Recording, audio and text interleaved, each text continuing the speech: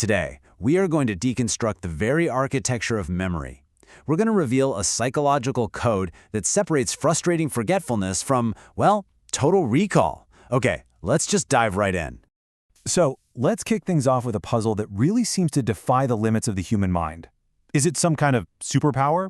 A photographic memory?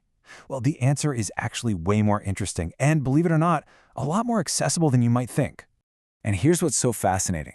We're not talking about a biological gift that only a few people are born with. We're talking about a system, a set of rules for how our brains process information. And it's a system that anyone can understand and even start to use. But hold on, before we can even learn the system, we first have to understand the hardware we're all working with. You know, a lot of us think we just have a bad memory. But the truth is, we're probably just trying to shove way too much information through a tiny biological bottleneck. And this is the magic number that defines that bottleneck.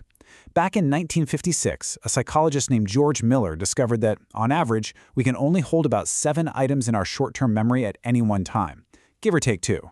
Yeah, that's why old phone numbers were 7 digits long. It's not a coincidence. The best way to think about your short-term memory is like the RAM on your computer. It's super useful for whatever you're doing right now, but that information is volatile. If you don't actively save it to the hard drive, it just, poof, it vanishes the second you turn your attention to something else. So how in the world do experts get around this? How do they upgrade their mental RAM? Well, they don't. They can't change the hardware. Instead, they just run a much smarter piece of software to hack this fundamental limitation. Okay, take a look at this. Try to remember these letters. For pretty much all of us, remembering 12 random letters is, well, it's almost impossible. It's 12 separate items, which completely overwhelms that magic number of 7. But now, try this. It's the exact same 12 letters, but now they're organized into 4 meaningful groups, or what we call chunks. All of a sudden, a task that was impossible becomes ridiculously easy. You're not remembering 12 things anymore. You're only remembering 4. And this is precisely what's happening in the mind of that chess master.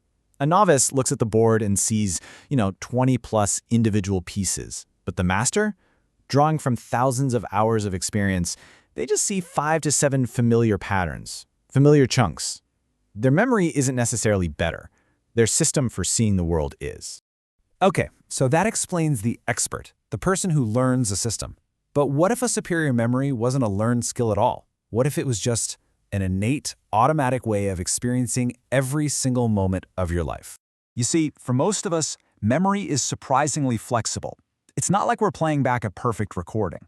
Our brain actually rebuilds the memory from scratch each time, and it often fills in gaps and makes little edits. This is exactly why eyewitness testimony can be so unreliable. Our memories are more like creative stories than perfect data files. But there's a very small group of people who seem to operate under a completely different set of rules. They have this condition called Highly Superior Autobiographical Memory, or HSAM. You could ask them about a random Wednesday from 15 years ago, and they can probably tell you what they did, what they wore, and exactly how they felt that day. So here's the crucial difference, and you've got to get this. When we remember something, we are thinking about the past. But when someone with HSAM remembers, they are neurologically returning to the past. They don't just recall what happened, they literally re-experience the emotions and sensations, like it's happening all over again. So what's the hidden link here? We've got the chess master who deliberately builds meaningful patterns, and then we have the person with HSAM who automatically remembers their daily life. How can 2 totally different processes lead to such a similar, superior recall? The answer for both of them lies in a process called emotional tagging. See, deep in your brain, you have a part called the amygdala. Think of it like a little highlighter pen. It marks information as being important or significant. It then tells another part of the brain, the hippocampus, hey, this one matters. Save this one to the long-term hard drive, and save it well. And this significance tag is the glue that makes memories stick. For the expert, that glue is created deliberately. Thousands of hours of practice have taught their brain that these chess patterns are incredibly meaningful. But for people with HSAM, their brain's tagging system is just naturally turned up to 11, automatically marking almost all of their personal experiences as deeply significant and worth keeping, forever.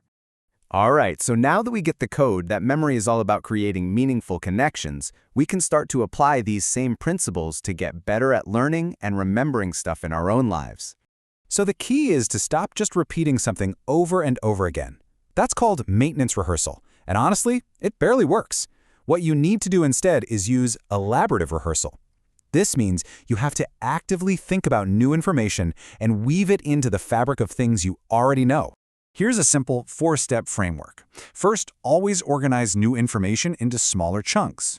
Second, find the meaning by connecting it to something you already understand. Third, make it personal. We remember things way better when they relate to our own lives. And finally, and this one is so important, look after the goose that lays the golden eggs, your attention. You have to give your brain the focus time it needs to encode information properly. Memory just cannot happen without it. So the ultimate takeaway here is this. Stop trying to just remember more. Start trying to encode better. The real question isn't how much you can remember, but what you decide is meaningful enough to keep in the first place. So, what's one thing you're going to choose to remember with purpose today?